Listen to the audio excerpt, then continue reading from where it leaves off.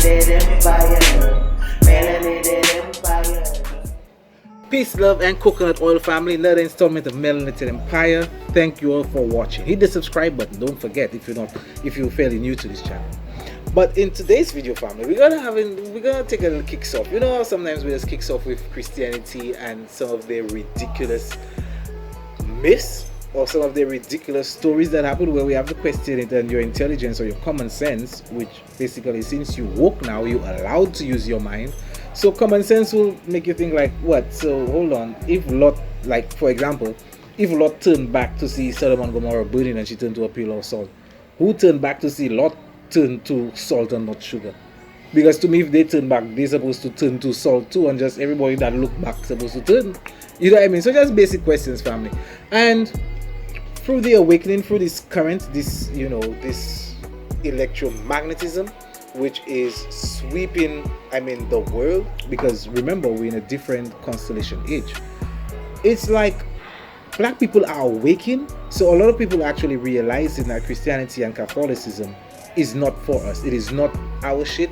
We're not trying to acculturate it in any way. We basically just giving up on that. So most people who give up on that, instead of going to the indigenous culture of Africans, which we are, speaking for majority of people, they actually use some of the information to pronounce and proliferate some of the beliefs they already have in other denominations. It even happens in Christianity, will bring them to the awareness that, okay, well, the Son and being crucified for 3 days, is actually not the Son Jesus Christ, but is the Son in the sky. They're gonna be like, oh, well, that is just a supreme example of what Jesus or God have for them. Bullshit like that, family. And a lot of people, when they awaken and you find that they leave Christianity, they end up going and falling into Islam. It's like out of the frying pan and into the fire, forgetting and possibly not studying history, knowing that since around 640 AD, that Islam, through the trans-Saharan slave trade, the trans-Saharan slave trade was even before the transatlantic slave trade, family. Forgetting what the Arabs did through that religion, thinking that Allah ordained them to make the black man and black woman their slave or their concubines. So you'll find a lot of people waking up, realizing Christianity and Catholicism is fake, but then jump into Islam thinking that is the correct, way to go. You understand? So we took the courtesy of basically, finding some of the ridiculous myths and sayings of that particular religion, just as we showed in Christianity. So you ready? Laughter is therapy for the soul. I said good for the soul, and Empress was laughing at me, so I had to basically run it again and change everything, because the both of us just started laughing and the whole video was just, So laughter, therapy for the soul, and we're gonna have some of it today, family. So the very first myth that I recorded for the family in the ridiculous quotes or ridiculous sayings of Islam, and mind you, most of these actually from the Hadith. What's the Hadith you mentioned? I know you've probably heard of the Quran, but the Hadith is actually a collection of traditions, Sunnah predominantly, and what most Muslims will tell you is actually the words, sayings, and even actions of the Prophet Mohammed while he allegedly existed. Okay, so most of these are from the Hadith, right? Which again, most Muslims say is Muhammad thing nowadays. Is he that said? Is he that do it? Is he? You know what I mean? So our very first example is from the Hadith. I wrote it down there for you because I'm not going to store all of that bullshit in my head, family. Come on. So Hadith, volume 4, book 54. It says that Satan, Satan stays in your nose.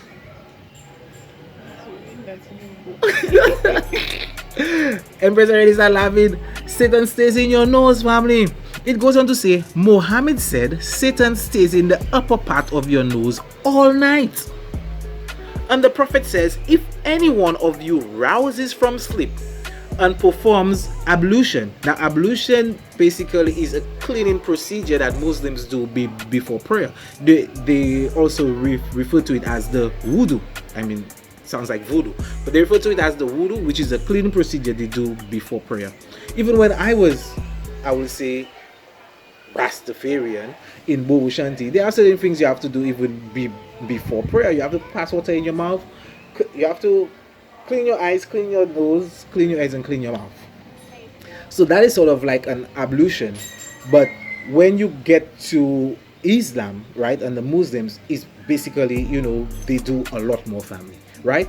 So, as the Prophet says, if any one of you rouses from sleep and performs ablution, he should wash his nose, right, by putting water in his nose. I don't even know if you ever put water in your nose and not try and go down your line. I mean, it's not a nice feeling. Put water in his nose and blow it 3 times. 3 times. And then, when you blow it 3 times, because Satan has stayed in the upper part of your nose all night while you sleep. So every one of you, Muslims, Christians are like, I mean, if you don't believe the religion, well, I mean, you don't really fall into that bracket.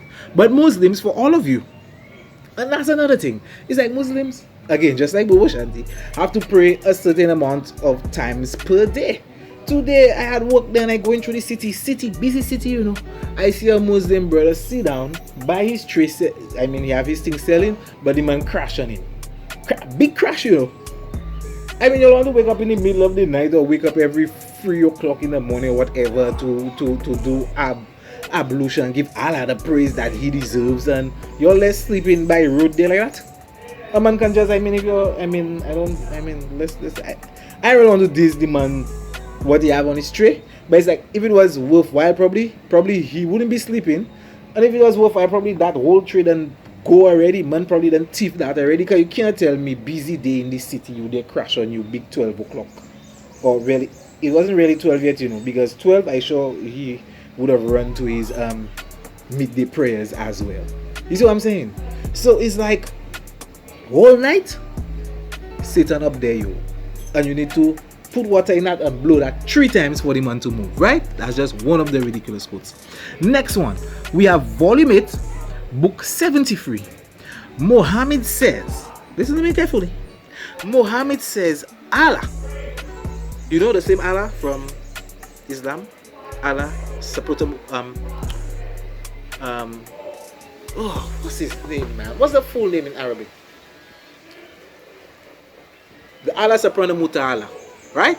Allah says, Muhammad says, Allah likes sneezing, but he hates yawning. So all of y'all Muslims, I don't see y'all yawning, You see when y'all get up, I don't see y'all doing that. Anyway, I guess y'all doing that because y'all in your own quarters. Y'all probably don't even take them saying serious. But if you are a dedicated Muslim, you should be considering the Hadith, because it is the sayings, actions, and doings of your most honorable Prophet, the one you say that God sent after Jesus to come and lead you all into the way or whatever it is. Look, the man say Allah likes sneezing. Watch you! Like my princess will actually do when she feel like taking the piss. Watch you! She ain't sneezing, but she just kicks in off. Watch you! You know what I mean? Allah likes that, but he hates the like you just get up, or like you tired, or like you hate yawning. What's wrong with you, man? Like, to me, that's just a natural thing that people do. I used to believe that people used to yawn when they really tired and sleep. Sometimes your body is actually lacking oxygen, and that is only way to take a gargantuan amount of oxygen into your body to feed those blood cells. You see what I'm saying? So that is something that's natural, but how can you hate what is natural? You see? So again, ridiculous quotes and sayings, family. Number 3. The one about the newspapers can take some easy COVID test.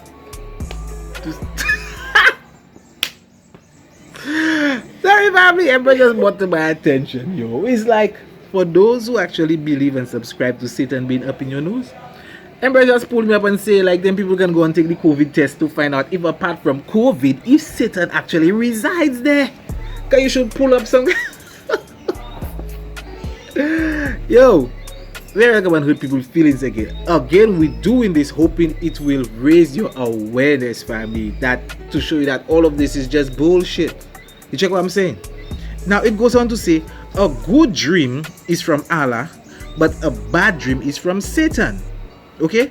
And if you have a bad dream that makes you afraid, you should spit without saliva on your left side 3 times. I don't know how you spitting without saliva, because to me, from time you spit is spitty as a saliva. Spit If you have a bad dream and you wake up from the dream, nightmare, you can be in your bed, spit without saliva. I tell you, go and spit in your room, and then, you know what I mean. Spit 3 times without saliva, right? And seek refuge with Allah because of a little nightmare. You know, I don't know what the spitting have to do with that, right? Next one is when a cock crows. It means that they have seen an angel, and you need to ask for a blessing right away, one time. Now the problem with that is, if you're in the Caribbean, Nasa, see when it hit like 6 o'clock or like midday, it seems angels everywhere because cocks crowing left, right, and center. So it's best you just take the opportunity and just ask for your blessing go by every cock you see. I mean, Lucian's going to take that guy. Everything go by every cock you see and go and ask for a blessing. But ultimately, every cock that crows, it is said that they see an angel and you can ask for a blessing. So use this opportunity to ask for your blessing, that blessing that you think, you know, probably are taking too long to do, whatever, you can ask the angels straight away. Right? If you're from the Caribbean, you'll have a difficult time doing that, or you should have a whole list of blessings. We're continuing. Mohammed said, during your sleep, Satan knots 3 knots at the back of the head of each of you. He puts 3 knots at the back of the head of each of you. Each knot, he says, the night is young, keep on sleeping. Okay? Now you remove the knot by waking up and celebrating Allah. That means ablution again and praying. Is that some kind of thing to just trick you to wake up? You know what I mean? Because if you put the knot behind my head, why you still coming and whisper in my head, the night is young, keep on sleeping? Now all that carrying up to the other one, because in the other one, right, if you sleep past sunrise, it is said that Satan urinated in your ears. Satan pee in your ears. So if Satan pee in my ear, number one, how you blaming me when you there whisper in my head, the night is young, keep on sleeping, the night is young, keep on sleeping? So now I sleep because the sleep sweet and I probably tired, you know what I mean? And then sunrise and I get up after sunrise. You mean that me Satan pee in my ear when you there whispering the whole time? Now Satan don't have nowhere else to go and pee? Family, Satan don't have nowhere else to go and pee? I mean, let's be realistic, guys. So we have to take these things at face value because they believe a lot of the shit that is being said in those books, in those corpuses. But again, we work family, we're taking our little kicks on it. Again, we're not disrespecting nobody. It's all about raising awareness. Okay? And is this the last one? I think we have like 2 more, you know. Yeah. It says that earthquakes and afflictions comes out of the side of the head of Satan. Earthquakes, and afflictions, any challenges you may be going through in your life, is out of the head, the side of the head specifically, not the back, not the front, the side of the head of Satan, family. Okay? Earthquakes. So it seems when we just be experiencing our little tremors and things in St. Lucia, it seems Satan not just put through the earthquake from the side of his head like earthquake. Like no, but I'll be serious with them things, guys, because I mean, man, you know what I mean? And it goes, and I mean, if you're part of the religion family, you have to subscribe to the world, the earth being on the back of a whale. Do you know that? Do you know, according to Islamic traditions and the Hadith, that the earth, the world we live in, is on the back of a whale? On the back of a turtle, you know, like the Native Americans actually believe. It's on the back of a whale. So anything, if the whale try to flee by itself or blow out through it, blow hole, like I don't know what will happen. You know what I mean? You know. So them things, family, ridiculous. And the last one I have there, no, I have 2 more. It also says that, you see the same way Moses divided the Red Sea, when the Israelites were actually fleeing from Pharaoh during the Exodus out of Egypt. The same way they say Moses split the Red Sea, Prophet Mohammed split and divide the moon. Yeah, the moon. The same moon that going through its phases, where sometimes we're seeing it full, sometimes we're seeing it quarter, sometimes we're seeing it waxing. We're seeing the crescent, which again is one of the symbols for Islam. dividing the moon. So probably they have some symbolism or some relation in that. So down there, we're going to pick on them too much for that. But it's still ridiculous. How can you divide the moon? I hope it's not literally you're talking about. And then lastly, we have in the Quran, Surah chapter 16, verse 79. Do they not see the birds control in the atmosphere of the sky? None holds them up. The birds, None holds the birds up but Allah. Just now. Are the wings of the bird called Allah? I mean, if that is so, well, I can understand. Because you can't tell me nothing is holding up the birds but Allah. So it's Allah making the birds fly. So I have a question. So when we see birds hit glass,